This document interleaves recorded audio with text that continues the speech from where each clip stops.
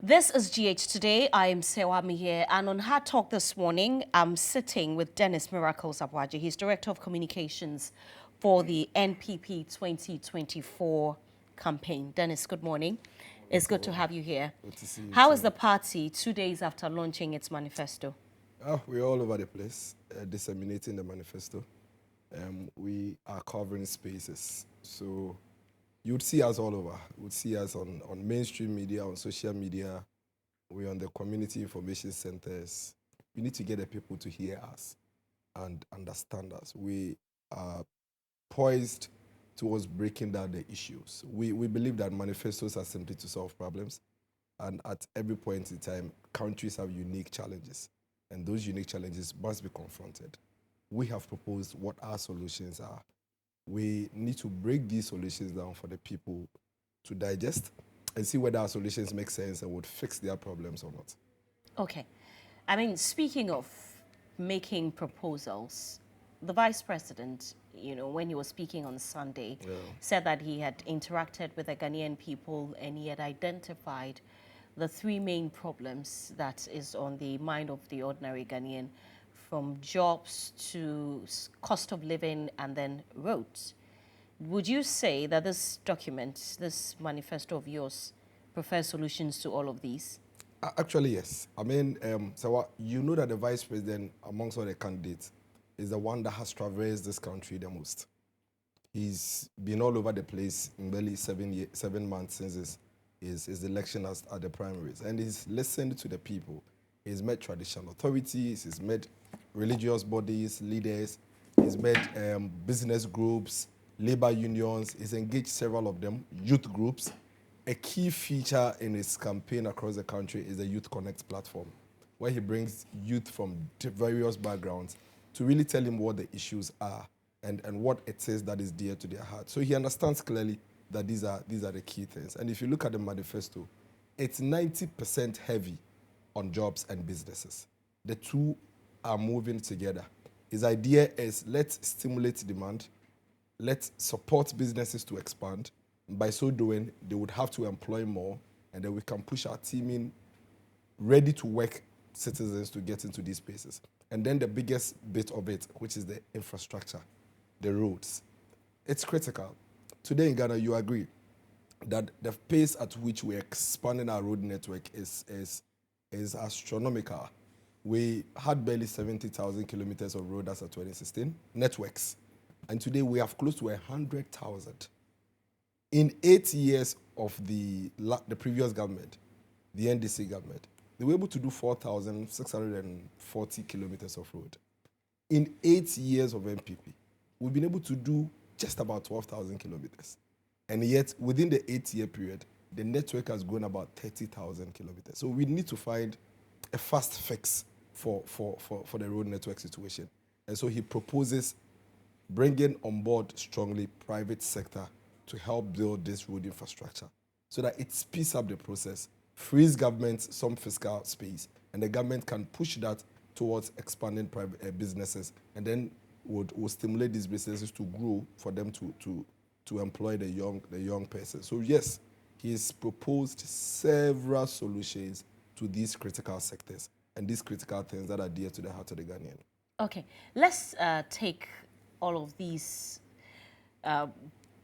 promises. I mean, I will try and get into as many as we can because of time, because we are very limited. It takes 3 hours to discuss all of it. You have done your calculation. Yeah. But, let's first talk about some of your promises from 2020, Dennis.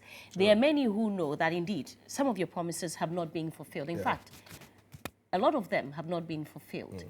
And I can go on and on from infrastructure development initiatives, sports, industry, governance, housing, health, and whatnot, transport, the creative arts, and all. What makes this one different, and why should we trust Dr. Bawumia? So actually, our manifestos for 2016 and 2020 has been implemented at about 80%. We've run it, we've done the numbers. We admit that indeed. We have some 20% of the manifesto that is still outstanding. There's no doubt about that. But 80% of the promises and the propositions we have in the manifesto have actually been implemented. And I can share the data with you. You can run your analysis and look at it. So that's a fact. The distinct feature of this manifesto is that it is a manifesto that is building on a foundation that has been laid by a government that has had 2 terms. And that's something that this country has been missing for a very long time. What happens usually is that when we have a government in place, like we had under President Kufuor inherited a country that was wobbling on its feet, a country that was on its knees, at a time when we had to declare ourselves highly indebted poor country to be able to have some fiscal breather and develop this country. By the time President Kufuor was getting to the end of his tenure in 2008, Ghana was called the gateway to Africa. We're the golden age of business. Banks were chasing Ghanaians to come for loans to do businesses. President Kufuor made basic education free by introducing capitation. He went on to ensure that the poor child who, for poverty, even though you've paid his fees for, is unable to go to school, get food in school by introducing the school feeding program. Our mothers were dying at delivery, and so it was part of our statistics. We used to count maternal mortality rates in our budget. President Kufuor brought free maternal health care to remove this canker from our society. President Kufuor brought national health insurance and made health insurance or health universal access to the people. That notwithstanding, in the year 2008, what we needed to do as a country was to simply say, listen, where we are now, with the foundation that this NPP government has built, it's time for us to allow them to continue to leapfrog into the future we want to see for Ghana. Unfortunately, President Kufuor encountered challenges in 2008. The global economic crunch. There was fuel shortages, actually. There was water shortages in the city, inner cities. Cantonment, Laboni, people were carrying yellow gallons and fetching water from the gutters. And so what happened is that we truncated our development trajectory at that time, and introduced a new government. The government then, the NDC government, reversed almost everything President Kufuor achieved in terms of progress. And so by the time we got to 2016, we're in an energy crisis. Our lights were off 3 years out of 4 years of their tenure. Our health insurance had lost 1.5 million subscribers because they no longer trusted and believed in it. Every year, 100,000 of our young people were being left on the street and not able to access senior high school education because their parents were poor. So there were so many things that were going wrong with our country. This same government sold 300 of state-owned factories, which was going to be the foundation of our industrial base as a country. So we had to go back and start when we came to office in 2017. Basically in 2017, the foundation that Kufuor built, which we had to build on, had been deteriorated and eroded, and we had to rebuild from scratch. So you recall that 2019 in this country is undoubtedly touted as one of the happiest Decembers in this country. Nobody disputes that.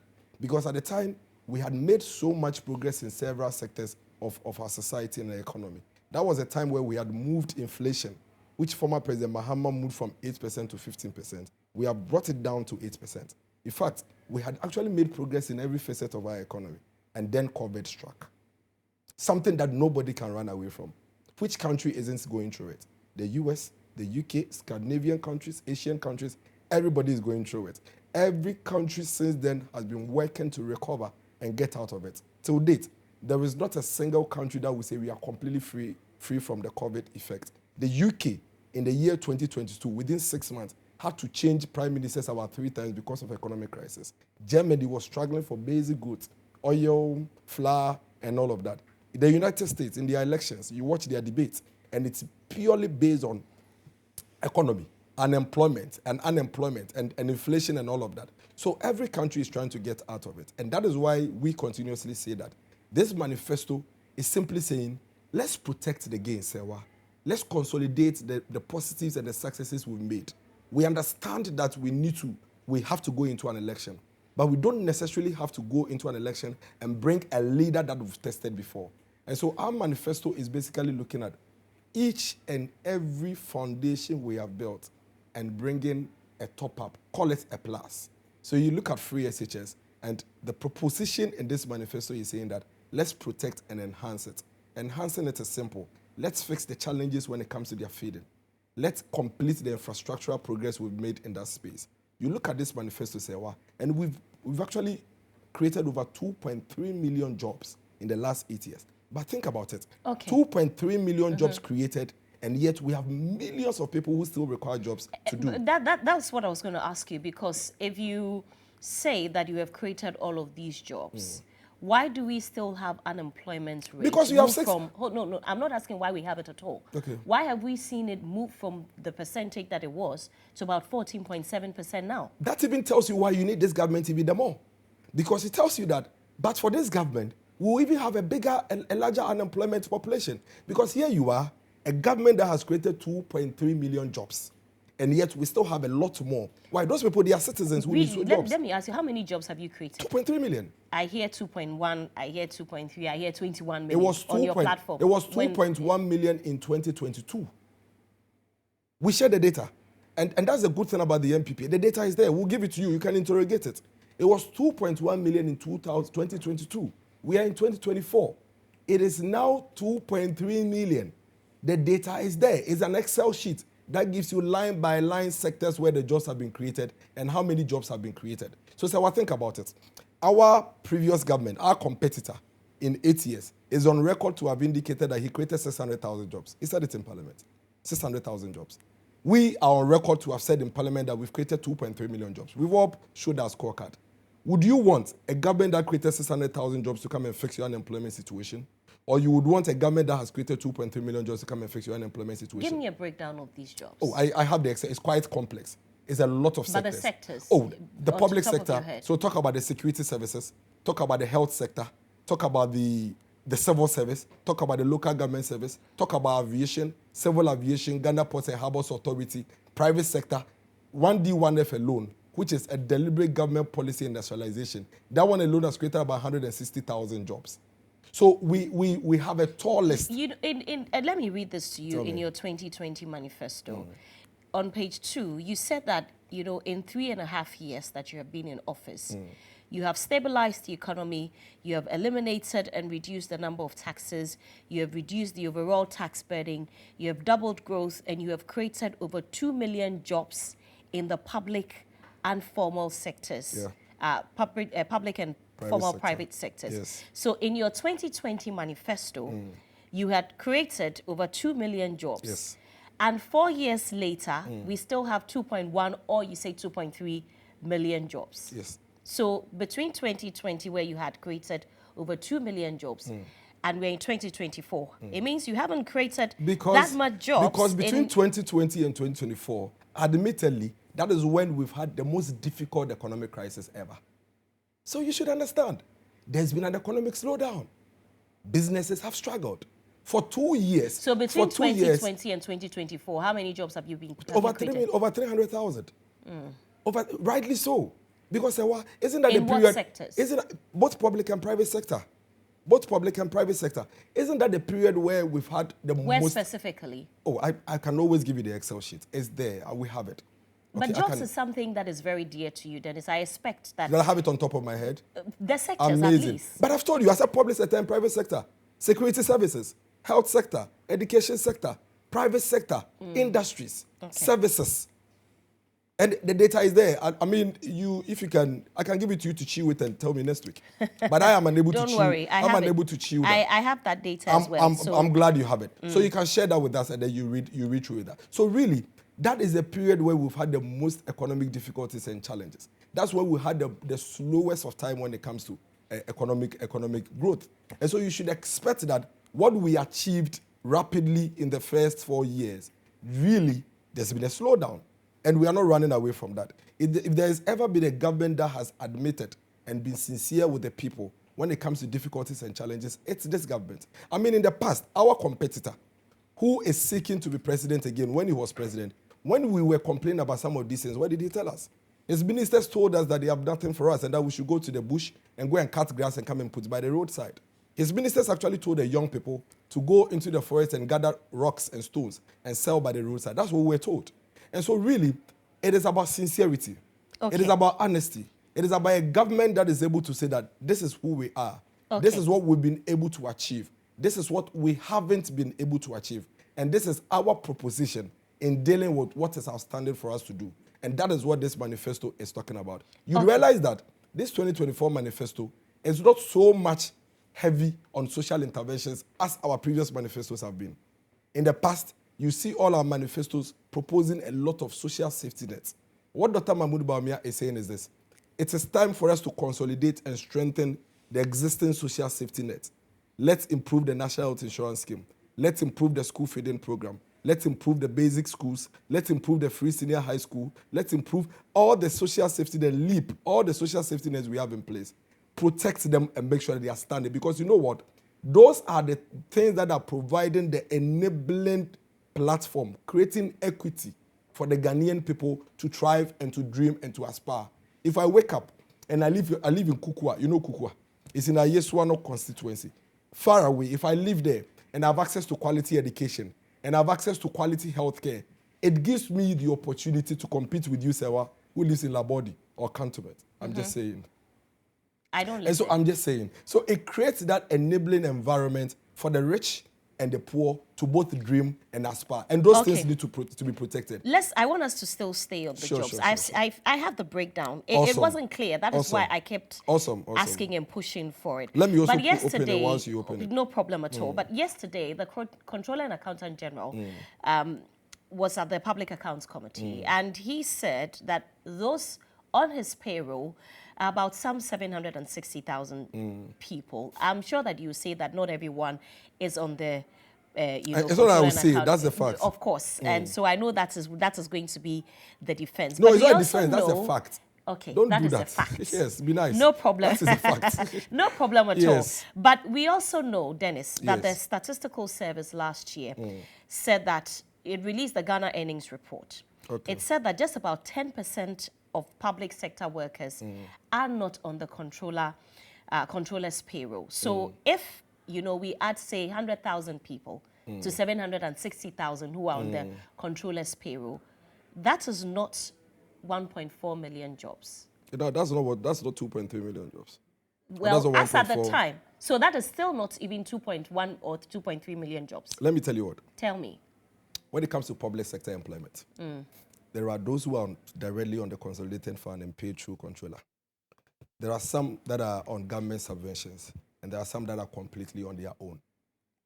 If you put all of those institutions together and their employment together within the 8 years, it gives you the 1.4 million people. That's for the public sector. Relax. You know Ghana Airports Company? Yes. Do you know the staff strength of Ghana Airports Company? Tell me. It runs into thousands. Okay. You know Ghana Port and Harbours Authority? It runs into thousands. The GMPC, the MPA, the BOST, the Civil Aviation, those are all public institutions. And I've added, I gave no, you you haven't. You have not. 100,000. You know how? How can you put that at 100,000? Do you know the staff strength of Cocoa Board alone? How many? So I'm just saying that you cannot just say and sit down and say I put them into 100,000. Okay. YEA is employing. NYA is employing. There are several of. I run a public institution. I have staff who are not on government payroll. So pick the data. I thought you were going to pick the data that we shared, and then you would interrogate that data and tell me that, oh no, this line, I don't think it is like that. The police, the number of health professionals we have recruited in the past 8 years, the number of teachers we have recruited in the past 8 years, put those together, then you can interrogate the data properly. The good news here is this, Serwaa. We have put out our data line by line. The time the NDC said they created 600,000 jobs. 600,000 jobs. Did you know the number of public sector employees on controller? Barely 350,000. Does it mean that the 250,000 didn't exist? That is not the case.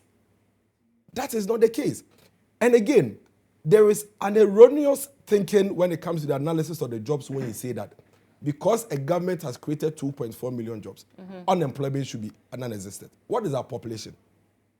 Go and check the same statistics report and go and check the same population census and check the number of people who are ready to work and compare to the number of people we claim are working.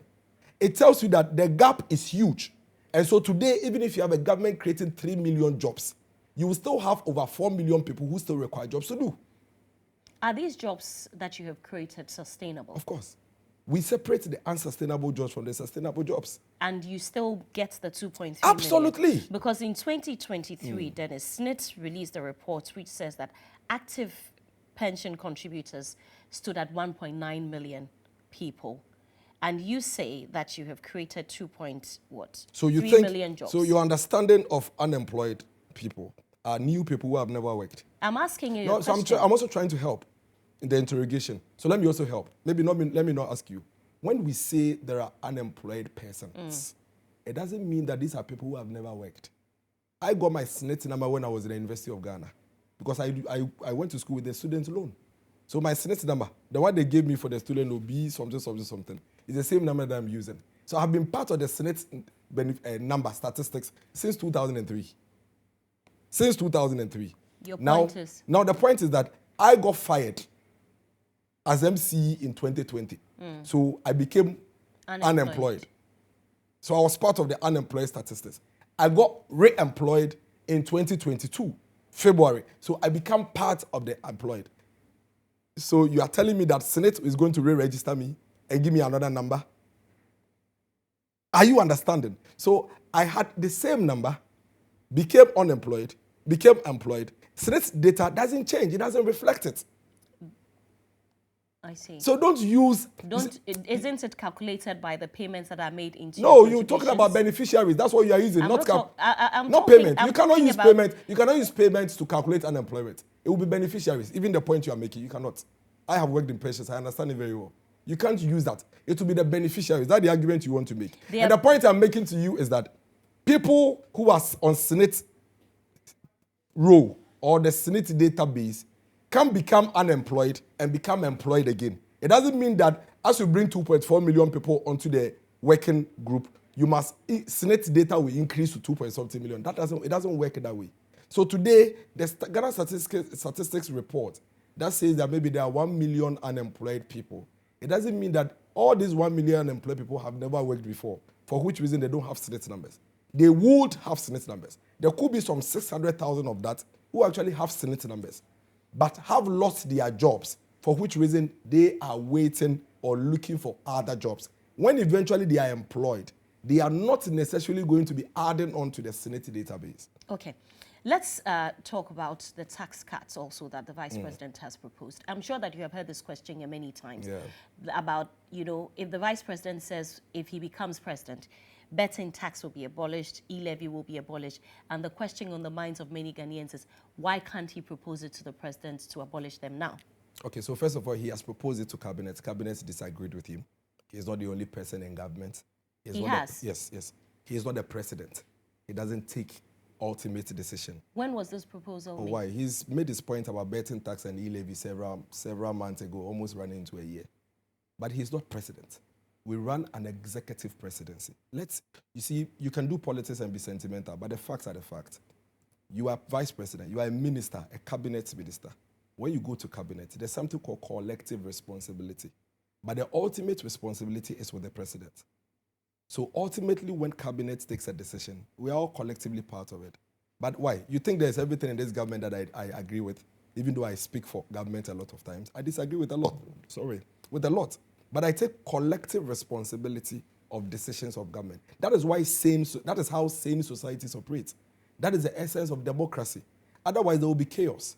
GHOne, Serwaa, over here, are you telling me that it is every decision that is taken by Nanaba and Bola that you agree with? But you go for management meetings, right? You go for staff meetings. You make proposals. Bola will agree with some.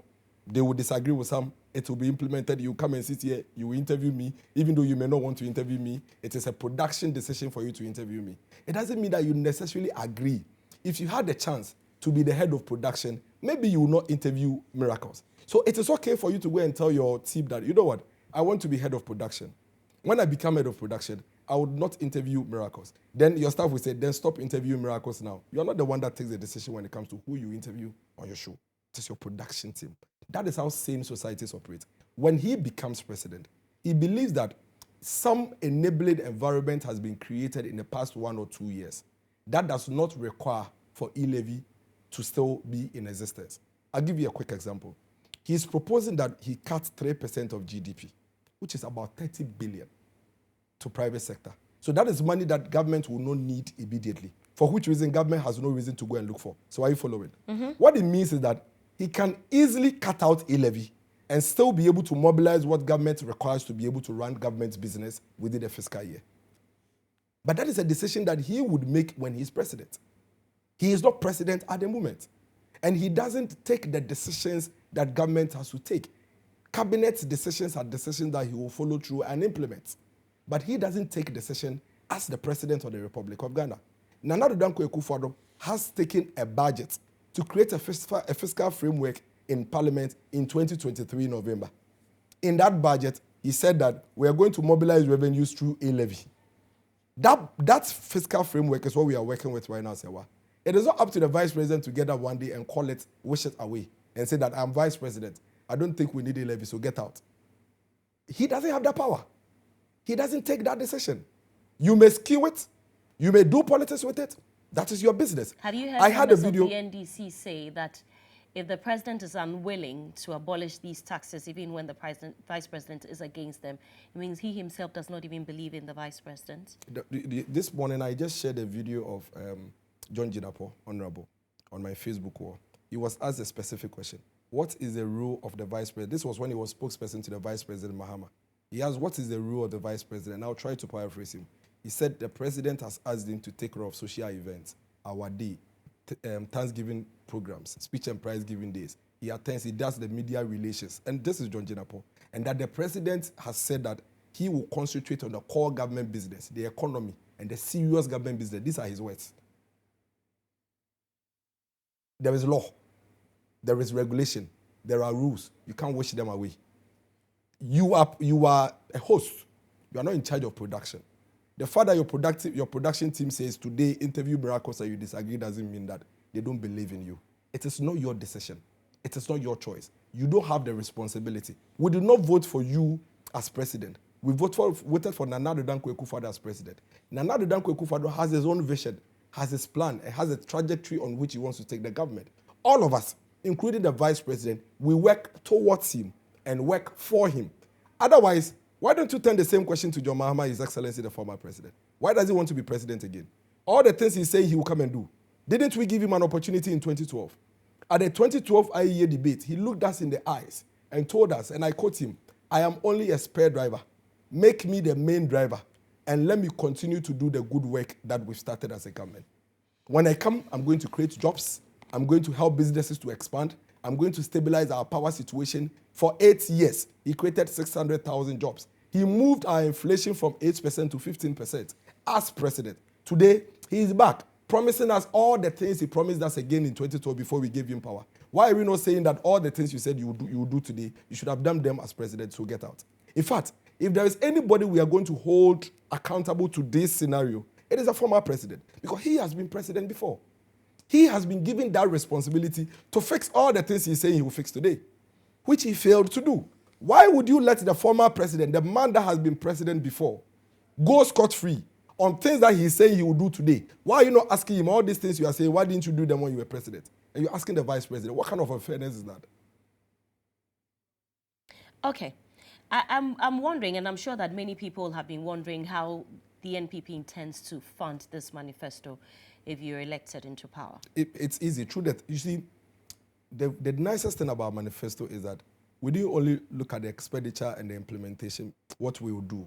We looked at how we are going to raise it as well. And Dr. Mahmoud Bawumia has been clear. In fact, this is the first time you are seeing a manifesto that is so heavy on tax reforms. He believes that this country has the capability to raise so much without burdening the citizens. But we have lacked certain fundamentals in the past, for which reason we are unable to do that. Let me give you a quick scenario. Okay. So, we are barely 20 to 25% of the entire population contributing to feed us. The entire population. There are plenty of people, barely 20 to 25%. You and I, who are in the formal sector, we are deducted through our payee. The businesses are paying their VAT and their corporate taxes. Then you have all these other duties and taxes that you have in the formal sector. Now the question is this: why do we have so many people who could also contribute that are not contributing? It's because we've never been able to put in place the needed infrastructure and systems to bring in a lot more people so that we reduce the burden. So because we need 30 billion to be able to run the country in a year, I'm giving you an example, just an example. Because you need 30 billion to be able to run the country in a year, and you have only few people who are going to pay. What you do is that you have to spread that 30 billion for all of them. So if you did 5,000 cedis and you have 5 people you need to raise the 5,000 cedis from, what would you do? Everybody will pay 1,000 cedis. Is that the case? Then you get 5,000. But if you manage to increase the number of people from 5 to 10, you can still raise the same 5,000 by reducing the 1,000 burden and getting everybody to pay 500 Ghana cedis. That's what Dr. Mahmoud Bawumia is proposing. He's saying that let's review our assessment, collection of taxes, and also review the payment of taxes and make it a bit more convenient. So he traveled to Estonia with the GRA. Estonia has one of the best tax regimes in Ghana. In fact, they all have almost 99% compliance in Estonia. Why? Because of the digital and convenient way with which they collect and pay taxes. If you want to import these flowers from Turkey today, you have no idea how much you pay, Serwaa. It has to get to the port. When it gets to the port, it's at the discretion of a GRA officer. Depends on how he likes you or otherwise. Sometimes you clear your car, you are exiting the port, they will call you to come back and say, we need to reassess it. Go to Abosio Kai. We met them. Go to Edum. We met them. Go to Tudu. We met them. They tell you, you clear your goods, you bring it to your shop. Then a week later, you have a GRA officer walk to your shop and say, I am seated by you. I want to check again. Why? You stifle businesses when you do that. And it is simply because we need to raise the money from these same people. And so the GRA has no choice than to continuously find ways to be able to collect these monies. What Dr. Mahmoud Bawumia is saying, let's review it. Let's reform it. Let's introduce better ways of doing this. First of all, he's introducing a flat rate tax regime for everybody, individuals and corporate institutions. So if Serwaa and I are the same complexion, the same height, whatever, and we are supposed to pay taxes based on those things, we pay the same taxes. If you import a 20-footer container of tiles, porcelain tiles, and I also import a 20-footer container of porcelain tiles, Serwaa, you won't pay 5,000 for me to pay 10,000. If it is 5,000, you're all going to pay 5,000. It enables businesses to plan. It enables them to strategize so that before your goods even sails on the sea, you know how much you're supposed to mobilize to be able to pay your taxes without having to wait for the discretion of somebody. He's also made a very important point that we need to re-look at our duties and our port charges because we have competition in the sub-region. Today, Togo has a lower top port charges than us. What it means is that businesses that should have come to our port, you know, a lot of our landlocked neighbors import through our port. But because our port charges are higher, they now would prefer to go through Togo. And even our own businessmen would now prefer to go through Togo to be able to bring their goods into the country. And then what happens is that our traffic at the port will go down. And even the revenue that you're expecting, for which reason you increase your taxes, you won't get it.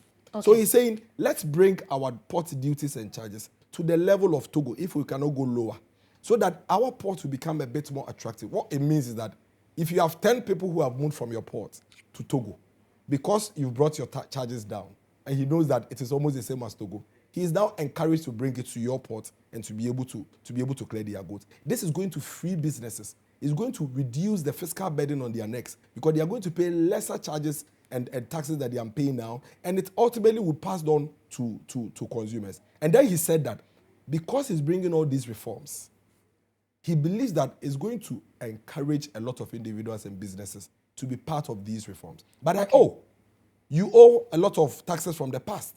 3 years, 4 years, 5 years, you haven't paid. So even though you like this new regime and you want to be compliant so that your books will look good as a businessman, you are afraid that when you show up at GRA, they will slap you with the arrears. Okay. And so,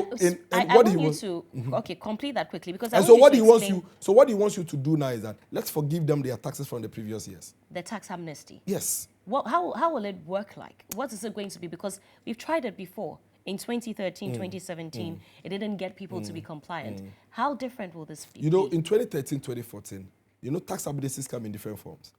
For some, and if you look at 2014, they will tell you that, you know, we are forgiving your penalties and your interest. In some amnesties, they will tell you that we are forgiving your principal, that you pay the penalties and interest. The unique one around this is that, one, the person is coming on board not just because he wants to pay his arrears. He's coming on board because now he finds the tax environment very convenient. He wants to attract investors. Investors are asking him to show them his tax compliance level. He doesn't have it. So now he wants to come. He's coming specifically for that. So that moving forward, he will now be able to pay his tax on time because it is convenient, it is lesser, it's giving him fiscal space. That is the first motivation, and that's what will be a difference between what happened in the past. And secondly, this is a complete tax amnesty. Principal, interest, penalties, all forgiven. Clean slate. Big difference. I see. Now, this flat rate that you talk about, we had it in 2015. You came in and you moved it in 2017. Which flat rate? And now you want to bring it back. Which flat rate in do we have in 2025. Which flat rate? If Dr. Bawumia becomes president. Which flat rate? Should you not be, let me land on my because question. Should you not be apologizing, first of all, for saying that something was not as good enough when you I don't want to understand which removed flat rate you are it, talking and then about. you're bringing it back. Tell me which flat rate. The VAT flat rate, of course. We're talking about the all the taxes. So which flat rate are you talking about? I just mentioned VAT. Which flat rate? But which flat rate? Which flat rate are you saying that we removed and we should apologize VAT. for? And we should apologize for what? You're not bringing back the VAT flat rate? We are consolidating the taxes. What's the flat rate about it? We are only putting them together. They are in different bits. And we are putting it together. That's why we are putting it together. So that's what we are saying. So we are consolidating them so that they are not fragmented like we have at the moment. So what are we apologizing for? So let's talk about the substance. What are we apologizing for? What do you want us to apologize for? Whatever it is that you said was there in 2016, how was it impacting the lives of the people? Okay. Businesses were lost in 2016. Companies shut down. Jobs were lost. A lot of the unemployed that you are talking about, they lost their jobs during the NDC era. That is what we should be talking about. They collapsed 300 of state-owned factories. They went to parliament to pass a law. Maybe the Gen Zs don't know, let me remind them. The NDC government went to parliament, asked parliament to pass a law called Divestiture Implementation Act. And then that Divestiture Implementation Act enabled the NDC government to set up a committee called Divestiture Implementation Committee. Now, that's what they did. They sold 300 state-owned factories. Factories that were assembling cars, factories that were producing glass, factories that were producing matches, factories that were producing car tires. Think of all the things you can imagine were being produced in this country. 300 of them. They sold them like chupa chops. They sold them like tomatoes. They sold them like the way you buy onions in the market to themselves. A lot of them have been converted into churches around GHOne, given to their cronies to set up churches. That is how bad it was under their era. So what are we apologizing for? Okay. If anybody should apologize, it should be that government that destroyed our industrial base. If that industrial base was there, we would not be struggling with 321 factories that the NPP government has done. If the NPP government was in office in 1988, all the way to 2000 when the NDC left office, we would not have sold those factories. What we would have done is to do what we are doing today, form partnership with private sector to revive these factories and make sure that we build our industrial base. Now today, they've dug the big hole for us. We come to start filling in the hole, and they're asking us for apologies. Dennis, I'm sure that, on your agenda for women, yesterday I had a conversation with a gender activist, and I asked her if she had seen the proposal for the setup of the Women's Empowerment Fund, which Nano Pokwajiman says you stole, by the way. You stole their idea. And I want you to respond to that, because they have said they are setting up a women's bank. You all of a sudden come and say that you're setting up, or you're going to start a Women's Empowerment Fund. But this gender activist that I spoke with yesterday said she doesn't have so much hope in this manifesto when it comes to women, because even the affirmative action bill has still not been assented to by the president. At least let's see that happen before all of these other things that you're talking about. Sometimes this country, we have a lot of impossibility mindset, and it's fine. That's one of the things that Dr. Bawumia is working on. He is a man of possibilities. He's a man that believes that we need a complete mindset, and it works. It starts from everybody. So I do not blame the gender activist. I don't know her, but I do not blame her if she doesn't believe in these things, because, of course, in the past, we've had very few governments focus so much on women. And so it's not a big deal if she doesn't believe. But Dr. Bawumia has shown that we are committed to it. In fact, if you pick our manifesto, the 14 key thematic areas that Dr. Bawumia spoke about, 2 of them are dedicated to women and the vulnerable and the aged. It's never happened before. We have about 8 or 9 specific interventions for women. And that's something that needs to be applauded. But if you have a gender activist that said, I don't believe in it, people's level of faith and belief are different. They vary. And that we can't interrogate that. Let's wait and see. Okay. But the key thing about, you said, Jane said what? You copied the idea of the women's I honestly speaking, I am one politician that doesn't like to delve in trivialities. So the country's problems are the same. You know that. The country's challenges are the same. So you should surely expect to see similarities in solution propositions. That is not in doubt. I mean, people need to go to school. One says, I'll pay 38 cedis for them to have progressive education. Another one says, I'll give it to them for free. The idea is similar, but they are being done differently. Women need to be supported because majority of our SMEs are owned by women. So that's a challenge that we need to fix. Are you aware that 90% of companies in Ghana are SMEs? Are you also aware that 80% of employed in Ghana are SMEs? They work for SMEs. So really, we need to tailor-made something for our women. And so if Dr. Mahmoud Bawumia, if the NDC says they will set up a bank, and Dr. Mahmoud Bawumia says, I'll set up a fund, they are not the same. They are two different things. Why to run can't a he- fund, and then they to keep- run a fund, hold on. To run a fund and to run a bank are two different things. Right. Accessibility of funding from a fund and accessibility of funding from a bank are not the same. Okay. What it means is that the real interrogation is the solution. Which one is viable? Okay. Which one is accessible? Okay. Which one is feasible? Which one is convenient? But how do you tell me that Women Traders Empowerment Fund, that's the name of So what? did you copy it or not? How? Copy what? Did you copy the challenge?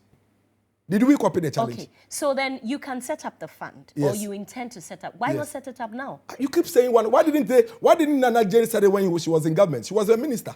Why didn't she set up the She bank was the then? vice president. Why didn't the vice president set it then? What is Dr. Mahmoud Bawumia? Is he president? He's not. But Why he are has they setting said- up a bank now? Hold on, Dennis. He has said that he has been the most hardworking vice president ever. He has undertaken He's policies. flattered. He's flattered. He has He's undertaken policies. He's flattered. So if this is a proposal that he has, Dr. Bawumia he could have is- gone to his he's boss honored. Miracles He's honored. to make this proposal and have it done, implemented now. He's Don't you honored agree? and he's flattered that you agree that he's been the most Oh, hardworking one. I'm saying, I'm quoting what no, you no, said. But great. So that- he's honored. But he's done a lot. He couldn't have done all within 4 years. The same way the president, former President Mahama, is promising us a women bank. Why? The women didn't have challenge 8 years ago when he was president. Why didn't he set it up then? So that's why I keep saying that, please stop asking that question. Everybody should stop it. If you're going to ask that question, then please direct the same question to the former president. Otherwise, you are being unfair. How do you hold a vice president accountable to something and let a president go scot-free? You are asking the vice president why he's not setting up a Women Traders Empowerment Fund, a solution he's found to fix a challenge next year. And then you are asking me, you are telling me that I am copying a president who now wants to set up a women's bank. And you are not asking that president why he didn't set up a women's bank during his tenure. Come on. Your 10-year-old nephew will be worried about you. And what's auntie, why? Because really, I didn't say that you're I'm copying. But if the I'm not referring to solutions- you. if The the- you is not of you. course, It's of to those who course. are asking that. Serwaa, the fact of the matter is that you cannot hold a vice president's neck and let go a president's neck. But All Dr. the Bawumia is in power now. Your party All is the in power things. now. Okay, great, Right? perfect. Thank you. These Pause are the there. reasons why. Pause hold on. there. These are the reasons why John Mahama was kicked out of Okay, government. great. And Dr. Bawumia and Nanado Awesome. is in power now. Awesome. For which reason Dr. Bawumia is Okay. seeking that we elect him Okay. as president Okay. next year. You know, and this same man has told us that under his boss's watch, Yeah. he's been able to implement a plethora of things Yes. for which he wants us to applaud him for Perfect. and give him the mandate for. Perfect. So he can still go to his boss and make these proposals to him. Perfect. So, you know why I love you? I love you because you bring the conversation into proper context. Now think about this. The man who is asking us to vote for him from the NDC side and is telling us, I will do this, I will do that, I will do this, I will do that. That man was president. But he didn't make those promises Hold before. on. He did. Then Yes, he never promised he to set did. up a women's bank. But then. he promised a solution for the women. But he didn't promise to set up a but bank. we don't believe then. that. We don't believe that you need a bank to fix the women. That's why we are not proposing a bank. No problem. You say that the question is accessibility this. to a fund is easier. Don't right? let the love go away. Is that not what you're saying? saying? Don't let the love go away. It won't go away. So let me answer you. Okay. Let me answer you. I am telling you that, you see, you are asking the vice president of something specific. Why don't you do it whilst you are in government? I am saying that it is not everything that when you are in government in 4 years or 8 years that is ripe for you to do. The enabling environment, the foundations, the fundamentals do not always support the things immediately. Otherwise, government would end and everybody would be fine. Every time as you fix one problem, another one comes up. Why? Have you forgotten our intervention when it comes to women through the Ghana Enterprise Agency? Millions of cedis that was spent on hundreds of thousands of women and their trade in this country. So we've tried it. We've at least showed working. We've shown that we can do something for women when it comes to that space. Then you ask the vice president, who is not president, that why don't you do it? Now go to your boss and go and tell him to do it. Then I ask you, why are you doing this? Why are you not asking the man that has been president before that, why do you want us to vote for you? The things you are telling us, why didn't you do it when you were president? Do you know what are the things that has been missing in all of these elections campaign? Nobody has asked the former president to tell us what he did when he became president so that we can measure him on his performance. The man is hiding in the shades. In fact, when he met and I'm not saying this to flatter you, when he met the media people, I see your question to be just one of the 5 questions that I found to be very, very crucial and important. The rest were just patronizing the man. The man has been president before, Serwaa. The danger we are putting the future of our children in is that we are trying to risk putting this country in the hands of a man that all of us are aware is incompetent. And that when he became president, there are several things that he failed to do. That is the danger. And you know why? We are putting our children's life in danger because they were not there. So the 18-year-old that is in the University of Ghana level 100 now and level 200 wasn't there when former President Mahama was president. He never heard the president say that he's a dead goat and that he's seen so much strike and that strikes don't do anything to him. He never heard the former president say that he would not restore nurses and teacher training colleges allowances and that if they will vote against him, they should vote against him. Today, the former president goes to a nursing training college campus and tells them that he is going to let the allowances remain. And so nobody is playing back what the man did when he was president to the people. Nobody is asking the man why you didn't do these things when you were president. Nobody is asking the man that this is our challenge. One of our challenges is for us to lower cost of living. What is your solution? When the man says it, ask him, what did you do when you were president? Okay. Because it is what you did that will tell us whether we can trust you or not. Otherwise, like they say in Twi, Kasa Yemframa, everybody can speak words into the air. But we need to really test the credibility of the person. Why are you guys not asking him that? Why have we allowed President Mahama to run away from putting his scorecard on the table? Oh, well, speaking of that, the former president held a press conference. In fact, he met the press and were able to ask him questions of which you saw that questions. I did. Everybody, do you know the number of people who were disappointed? Do you know the number of people? He has put himself up also. Do you know the number of people? Why is the vice president also running away from questions? The vice from president, journalists. Yesterday, the vice president was in Oda. After his engagement with the youth of Oda, do you know what he did? He lined up a microphone. And the young people who understand the issues better than the journalists because they don't feel all the issues of everybody. Because you don't feel the issues of a carpenter better than the carpenter. You don't feel the challenges of a caterer better than the caterer. They lined up and asked him questions. He subjected himself to the people. At the right time, he's going to engage the media on the issues. Why? When? Now we've launched our manifesto. I can tell you that in the next few days, now the manifesto is ready. The manifesto is done. When you are coming to ask him a question, you can premise your question on specific things. So the vice president one of the reasons why he's not running away from the media. Why are we not dealing with the media every day? One of the reasons why a lot of the questions you asked the former president were speculative was because it wasn't really founded on anything. Okay. There was nothing to be interrogated. But today, when you are going to engage the vice president, you are going to engage him on specific issues, Serwaa. Okay. And I think that, please, if anything at all, when you have an opportunity, let the former president show you his scorecard, what he did when he was president. You know what the strategy is? But it's there for all to see. No, it's not there for all. You know why? Because your 18-year-old niece or sister wasn't there. She was 10 years old. So it's not there for her. She didn't see it. She doesn't know. She only knows the 20% that this government hasn't been able to do. Okay. She doesn't know we don't the have time. 80% that the former president couldn't do. It is your responsibility to bring that to light. No problem. Be fair to Dennis. the conversation. Not just you. When I say you, I'm not saying you. I'm no saying problem. We have just a few minutes to go. And I have two questions. Let's add 30 minutes. Unfortunately, I don't have that. But you know what? I'll bring Dennis back next week. And when I see, I'll speak with my producer. So we bring, him back. We bring him back next week. But Dennis, there are two more areas that I want us to touch before we go. Why an SME bank? And I ask you this because there's NEIP. Recently, the Ministry of Finance launched a SMEs program. We have Maslock. So why an SME bank? I think it's become very important because clearly, like I told you earlier on, 90% of businesses in Ghana are SMEs. 90%. It means that our financial institutions really, if we really have to find solutions to capital support, it should be towards the SMEs. Okay. Until we succeed at that, we still have difficulties. So an SME bank to simply focus, give it a special focus on the SMEs we have across the country. So you collapse these banks, some of whom were supporting SMEs, only to come and start another bank for SMEs. So Serwaa, you see, I told you I love you for several reasons. Don't do that. This government has not collapsed a single bank. Not even one bank has been collapsed by the NPP government. UT Bank wasn't collapsed. It was merged with GCB Bank. Okay. You have done business administration. Is merger collapse? Capital Bank wasn't collapsed. It was merged by GCB. Is merger collapse? Tell me one depositor who was saving with UT Bank or Capital Bank that didn't get access to his banking services from GCB. The only thing that happened to the UT Bank at Airport Square was that the signage was changed from UT Bank to GCB Bank. How is this collapse? Why have we consistently put out this misinformation? GHOne Bank, for instance. GHOne Bank is the only bank in this country. And it was helping SMEs. Hold on. Don't change the conversation. I am not. No, wait. So let me make the point. All the other banks were consolidated into CBG. Right. So they were not collapsed.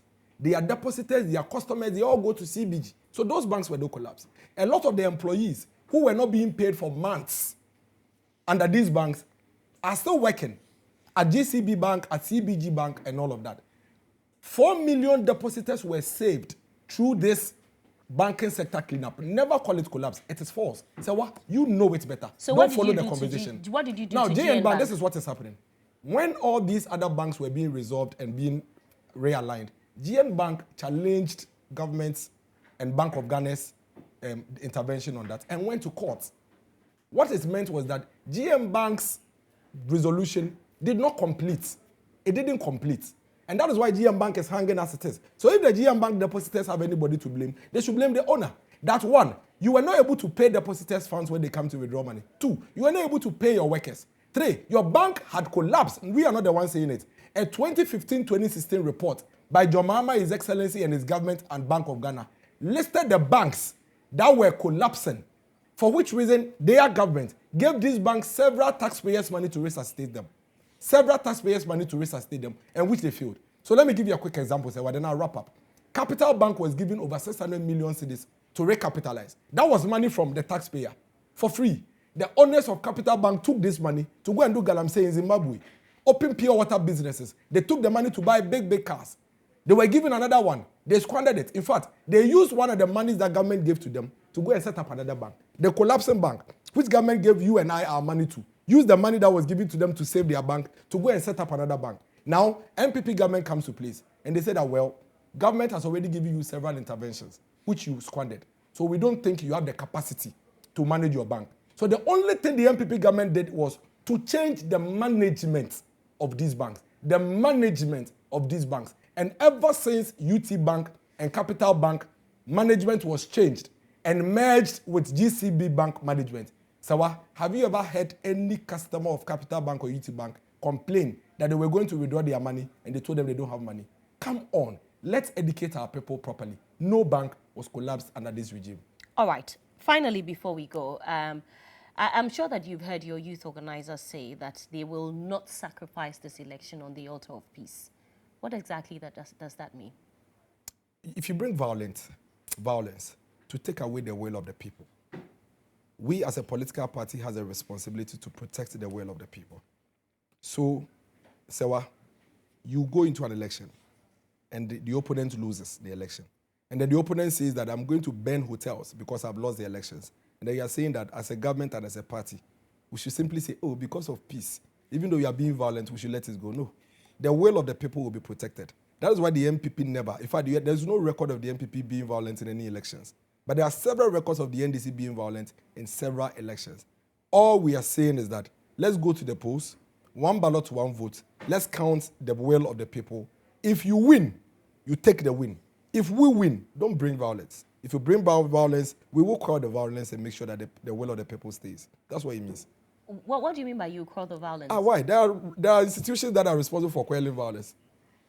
I don't know institutions that are responsible for quelling violence. So we'll quell the violence, we'll contain you, and make sure that we... In the same way, if the NPP also brings violence, there are institutions that will contain the violence.